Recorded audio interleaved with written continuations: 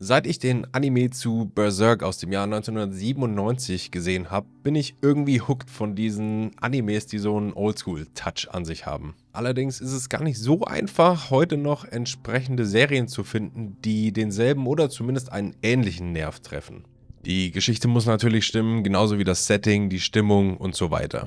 Nachdem ich Berserk also inzwischen zum 10. Mal oder so geschaut hatte und ich dachte, dass ich jetzt mal was anderes gucken muss, kam es mir gerade recht, dass Netflix Neon Genesis Evangelion vorgeschlagen hat. Ein Science-Fiction-Anime, den meine Schwester während unserer Schulzeit schon geschaut und auch ziemlich gemocht hat, wenn ich mich richtig erinnere. Ich war damals eher auf dem Naruto-Trip und hatte deshalb keine Augen dafür. Ich hatte große Hoffnungen, als ich den Anime angefangen habe zu schauen. Ob diese erfüllt oder vielleicht sogar übertroffen worden sind, besprechen wir in dieser neuen Review zu Neon Genesis Evangelion aus den Jahren 1995-96. Spoilerwarnung für alle, die den Anime vorher noch selbst schauen wollen. Wir schreiben das Jahr 2015. Der schüchterne, ruhige 14-jährige Shinji wird von seinem Vater Gendo, mit dem er bis zum Start der Handlung so gut wie gar keinen Kontakt hatte, und der Chef der Organisation NERV ist, in die futuristische Stadt Neo Tokyo 3 beordert, um dort der Pilot eines biotechnischen Kampfroboters namens Evangelion 1, kurz EVA, zu werden. Diese, ich nenne sie jetzt einfach mal Roboter, von denen es mehrere gibt, werden von NERV entwickelt, um die Menschheit vor den Angriffen sogenannter Engel zu beschützen. Mysteriöse und feindselige Wesenheiten, die regelmäßig die Erde angreifen und die auch schon für eine viele Jahre zurückliegende Katastrophe, den sogenannten zweiten Einschlag, verantwortlich sind, durch den die Erde aus dem Gleichgewicht gekommen ist und durch die Umweltkatastrophen und Kriege über die Hälfte allen Lebens weltweit ausgelöscht wurden. Shinji hat anfangs große Schwierigkeiten damit, den Erwartungen eines EVA-Piloten gerecht zu werden, findet sich aber nach und nach mit Hilfe seiner neuen Mentorin und Ziehmutter Misato und den beiden anderen 14-jährigen EVA-Pilotinnen, der stillen Rei und der exzentrischen Asuka, in seine neue Rolle hinein. Regelmäßig kommt es zu Angriffen der Engel, die die verschiedensten Formen, Farben und Fähigkeiten besitzen können, auf die die EVAs immer wieder neu reagieren müssen. Zwischen all dem ist Shinji aber nach wie vor eigentlich nur ein 14-jähriger Junge, der durch die toxische Beziehung zu seinem Vater, den frühen Tod seiner Mutter und das generelle Alleinsein geschädigt und depressiv ist und der mit dem Erwachsenwerden, Verantwortung, dem Aufkeimen von Liebe und Sexualität und dem aufgezwungenen Heldentum zu kämpfen hat. Gegen Ende der Serie werden mehr und mehr die internen Strukturen und Ursprünge von NERV, von Shinjis Vater Gendo, von den EVAs und von den ersten beiden Engeln, Adam und Lilith, thematisiert. Die EVAs, die unter ihrer Rüstung nämlich biologische Körper haben, entstammen alle der Essenz von Adam, mit Ausnahme von Shinjis EVA 01, der aus Lilith erschaffen wurde und der einen Teil von der Seele von Shinjis Mutter Yui enthält, weshalb Shinji auch der Einzige ist, der in der Lage ist, diesen EVA mit der höchstmöglichen Synchronisationsrate zu steuern. Asuka verliert nach der Niederlage gegen einen der letzten Engel ihren Kampfes- und Lebenswillen, weil dieser sie einer psychischen Folter unterzieht, die sie mit ihren Ängsten und Traumata konfrontiert. Als Ersatz für sie taucht plötzlich ein mysteriöser Junge namens Kaworu auf, der ab sofort der Pilot für Asukas EVA 02 werden soll und der scheinbar nach Belieben seine Synchronisationsrate mit der Einheit beliebig steuern kann. Kaworu gelingt es, durch seine offene und charismatische Art zu Shinji durchzudringen und mit ihm eine enge, wenn auch kurze Freundschaft auf einer Ebene zu schließen, was bisher nicht mal Misato, Rei oder Asuka gelungen ist. Es stellt sich allerdings heraus, dass Kaworu in Wirklichkeit der letzte aller Engel ist, der in den Dead Sea Scrolls, eine Art Prophezeiung, die die Ankunft aller bereits besiegten Engel angekündigt hat und die im Besitz des religiösen Kults Seele sind, der NERV insgeheim untersteht, vorhergesagt wurde. Kaworus Ziel ist es, sich tief unterhalb des Hauptquartiers mit Adam zu vereinigen und somit den dritten Einschlag auszulösen, der die Menschheit auslöschen würde. Als letzte Hoffnung muss Shinji mit seinem EVA die Verfolgung aufnehmen, wütend und zerrissen über Kaworus Verrat, indem er zum ersten Mal jemanden gefunden hat, bei dem er Nähe und Intimität zulassen konnte. Als Kavuro erkennt, dass es sich bei Adam eigentlich um Lilith handelt und der Plan, einen dritten Einschlag hervorzubringen, deshalb gar nicht aufgehen kann, lässt er sich von Shinji töten, weil er, solange er lebt, niemals aufhören können wird, nach Adam zu suchen und sich mit ihm zu vereinigen. Wem es bis hierher noch nicht verwirrend genug war, der kommt jetzt auf seine Kosten. Nach Kavuros Tod tritt das Projekt zur Vollendung der Menschheit in Kraft, das vorsieht, dass alle Menschen auf der ganzen Welt zu einem transzendenten Wesen verschmelzen, losgelöst von Zeit und Materie. Das war der Plan von Seele und auch von Gendo, der die Vollendung dieses Projekts aber für seine eigenen Zwecke nutzen wollte,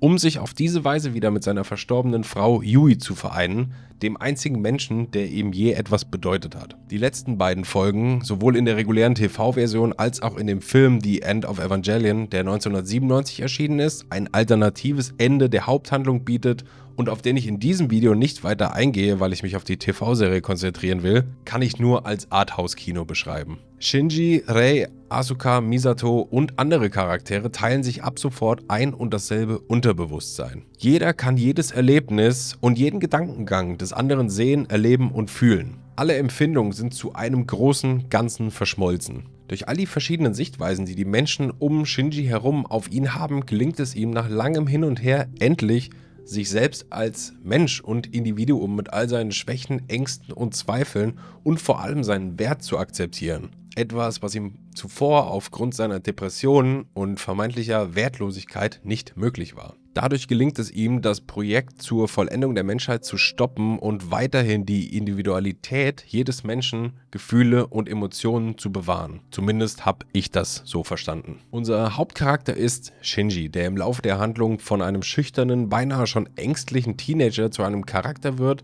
der für andere über seine eigenen Grenzen hinausgeht, indem er sich der Herausforderung stellt, ein EVA-Pilot zu werden, obwohl er sich mehr als einmal regelrecht davor scheut. Die mysteriöse Rei ist still, beherrscht, aber sehr talentiert im Umgang mit ihrem EVA und wirkt fast schon emotionslos. Gegen Ende der Serie erfahren wir auch warum. Rei ist ein Klon aus Gendos verstorbener Frau Yui und dem zweiten Engel Lilith. Aus diesem Grund ist es ihr fast unmöglich, grundlegende menschliche Emotionen einzuschätzen, geschweige denn selber hervorzubringen. Asuka stellt in gewisser Weise einen Gegenpol zu Shinji dar. Am Anfang tritt sie als selbstbewusste und starke Pilotin auf, die in jeder Situation die Überhand zu haben scheint, während sie am Ende gebrochen und traumatisiert ist und keinen Wert mehr in ihrem Leben sieht. Bei Shinji ist es genau andersrum. Er ist am Anfang derjenige, der ständig an sich zweifelt und allein ist und im Laufe der Handlung zu einem immer besseren, immer wichtigeren Piloten wird, der Asuka irgendwann eher unbeabsichtigt überholt, was sie verrückt macht, da sie glaubt, nur dann von Wert zu sein,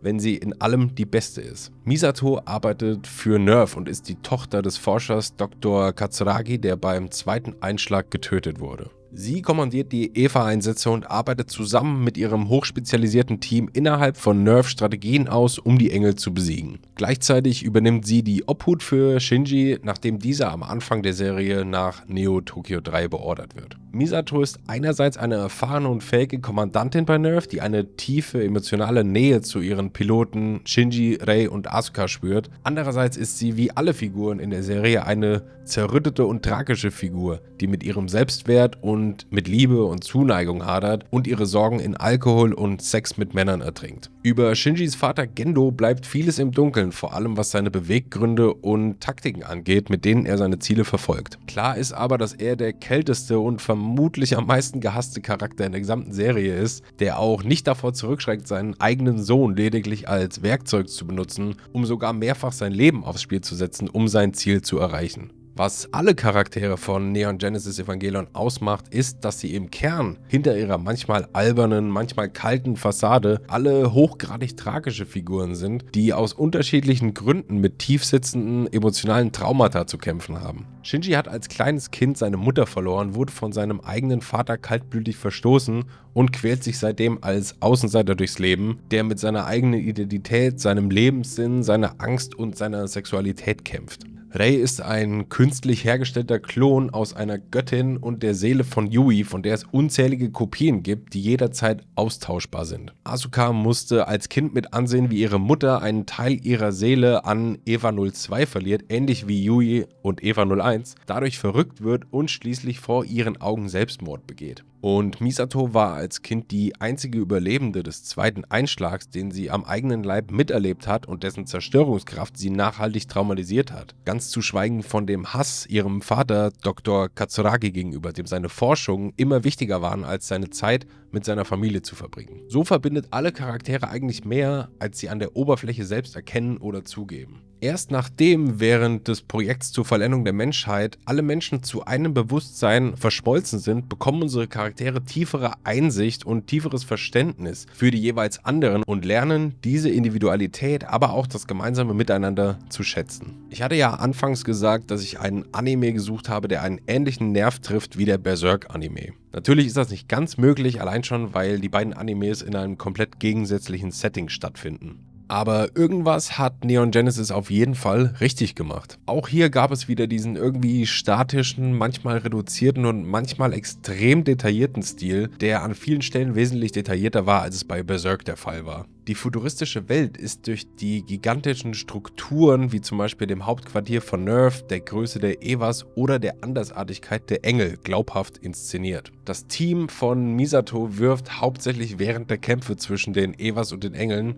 nur so mit hochtrabenden technischen Begriffen um sich, was uns als Zuschauer deutlich machen soll, dass hier mit fortschrittlichster Technologie gearbeitet wird. Interessant finde ich auch, dass zum Release der Serie Mitte der 90er schon Themen aufgegriffen wurden, die jetzt 30 Jahre später aktueller denn je sind. Ich spreche zum Beispiel vom Einsatz der Magi, 3 Supercomputern, die als künstliche Intelligenz zum Einsatz kommen, indem sie Entscheidungen fällen oder in Sekundenbruchteilen Berechnungen durchführen. Alles Dinge, die wir heute durch ChatGPT und Co. längst in unseren Alltag integriert haben. Spannend fand ich auch, dass Neon Genesis damals schon Dinge richtig gemacht hat, die heute von Netflix, Amazon und Co. gerne mal auf Krampf gemacht und dazu auch oft noch schlecht geschrieben werden. Ich rede von eigenständigen, selbstbestimmten und ernstzunehmenden weiblichen Charakteren wie Misato, Ritsuko, leitende Forscherin bei Nerve, Asuka oder Yui, die Autorität, Wissen, Kraft und Verletzlichkeit harmonisch und glaubhaft miteinander vereinen. Die wenigen Szenen von der Antarktis, die wir zu sehen bekommen, also dem Ort, an dem der erste Einschlag stattgefunden hat, wirken durch das rötliche Wasser, die senkrecht aufragenden Eissäulen und die Aurora Australis fremdartig und außerweltlich. An der Oberfläche ist Neon Genesis eine Geschichte davon, wie sich die Menschheit mit Hilfe fortschrittlichster Technologie gegen mysteriöse außerirdische Wesen zur Wehr setzt.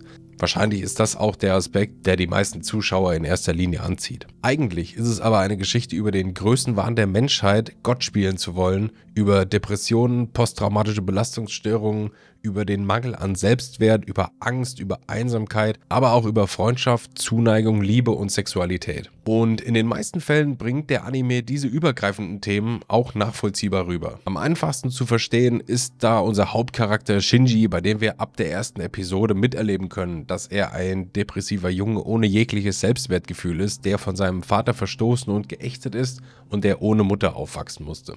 Wenn es dann in den letzten beiden Folgen in das verknüpfte Unterbewusstsein aller Charaktere geht, wird es schon etwas schwieriger, einen Sinn aus dem zu erschließen, was man da sieht. Ich persönlich war jedenfalls ziemlich verwirrt am Ende und musste mich erstmal durch ein paar Reddit-Posts und YouTube-Videos klicken, um das Ende wirklich zu verstehen. Oder besser gesagt zu überprüfen, ob ich es halbwegs richtig verstanden hatte oder interpretiert hatte. Innerhalb des Fandoms kursieren noch immer Gerüchte darüber, dass das Studio Gainax, das den Anime umgesetzt hat, Probleme mit seinem Budget oder mit seinem Zeitplan hatte, was angeblich dazu geführt hat, dass die letzten beiden Episoden so wirr und durcheinander sind und nie so veröffentlicht werden sollten. Allerdings sieht es so aus, dass das Ende der Serie von Anfang an genauso geplant war. Ich verlinke euch einen entsprechenden Forum-Eintrag unten in der Videobeschreibung, in dem das Thema behandelt wird. Weil der Anime bis zum Ende meistens recht geradlinig in seiner Handlung ist, hatte ich persönlich auch eher erwartet, dass es einen großen Showdown geben wird. Einen letzten epischen Kampf aller Evas gegen die Engel, aus dem unsere Hauptfiguren gemeinsam siegreich hervorgehen.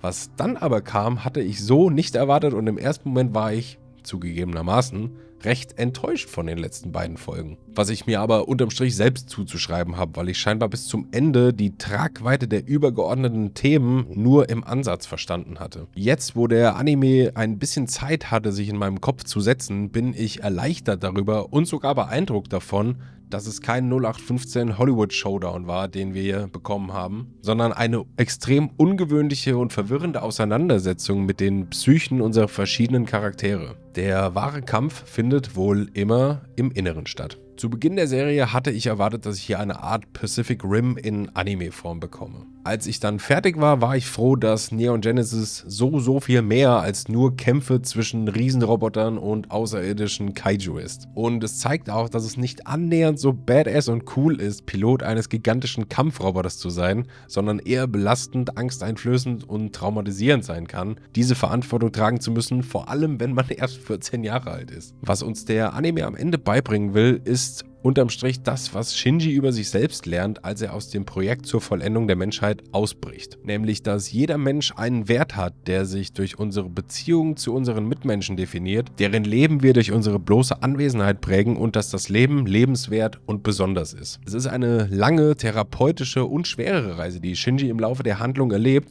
und auch wenn vieles ungeklärt bleibt und immer noch sehr viel Interpretationsspielraum offen lässt, ist das Ende zumindest für Shinji ein glückliches. Neon Genesis gilt nicht umsonst als ein Meilenstein der Anime-Geschichte. Er hat sich für die damalige Zeit schon extrem glaubwürdig mit futuristischen und tiefsitzenderen psychologischen Themen beschäftigt. Platz 1 in meinem Herzen wird er leider nicht erreichen und auch Berserk bleibt mit weitem Vorsprung vorne, aber er wird mir auf jeden Fall in denkwürdiger Erinnerung bleiben. Was denkt ihr über Neon Genesis Evangelion? Habt ihr alles von Anfang an verstanden oder war die Serie für euch genauso verwirrend wie für mich? Schreibt mir eure Meinung gern mal in die Kommentare. Abonniert auf jeden Fall noch den Kanal, wenn ihr keine Review mehr zu Serien, Filmen, Spielen oder Büchern verpassen wollt, und lasst auch gerne ein Like da. Ansonsten bedanke ich mich wie immer fürs Zuschauen und sage bis zum nächsten Mal.